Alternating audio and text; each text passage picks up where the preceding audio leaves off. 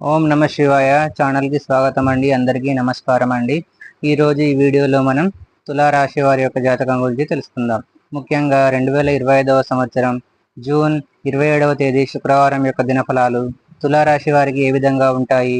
ఈరోజు దినఫలాల ప్రకారం సాయంత్రం 4 గంటల తర్వాత మీ యొక్క జీవితంలో జరిగేది ఇదే.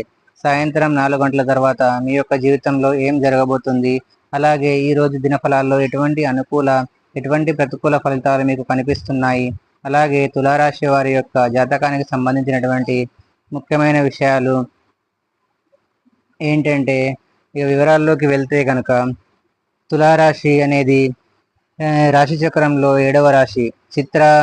చిత్త నక్షత్రంలోని 3-4 పాదాలు, స్వాతి నక్షత్రంలోని 1-2-3-4 పాదాలు, విశాఖ నక్షత్రంలోని 1-2-3 పాదాల్లో జన్మించిన వ్యక్తులు తులారాశిగా పరిగణించబడతారు. ఈ రాశికి అధిపతి శుక్రుడు. ముందుగా వీరి యొక్క వ్యక్తిత్వాన్ని మనం గమనిస్తే కనుక తులారాశి వారి యొక్క జాతకం ప్రకారం మీకు శత్రువుల సంఖ్య కూడా అధికమనే చెప్పుకోవాలి.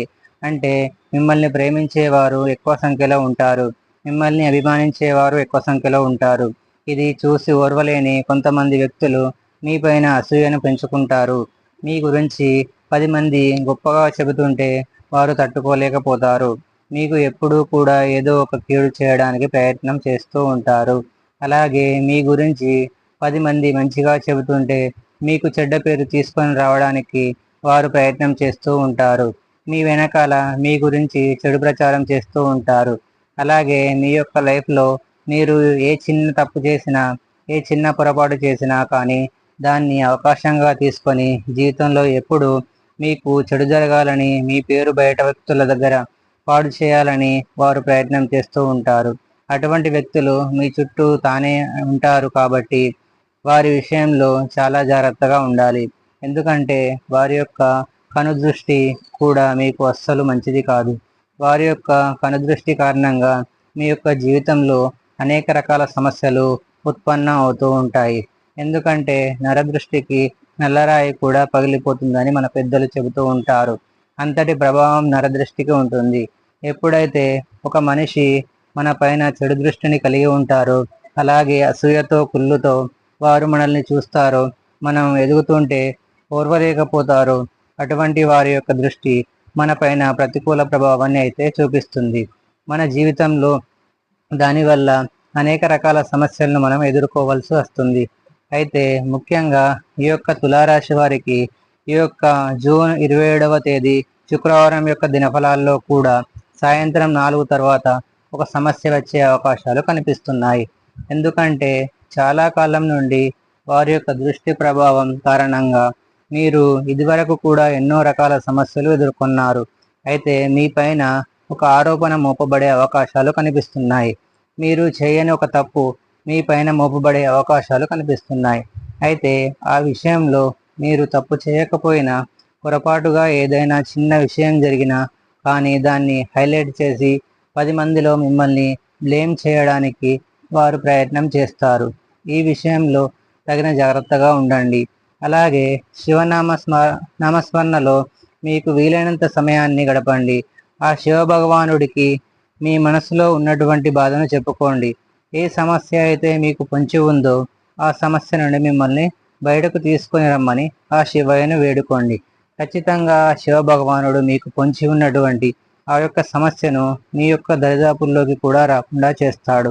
అలాగే మీ యొక్క జాతకం ప్రకారం ఈరోజు దినఫలాల్లో వ్యాపారస్తులకు అనుకూలమైన ఫలితాలు ఉన్నాయి.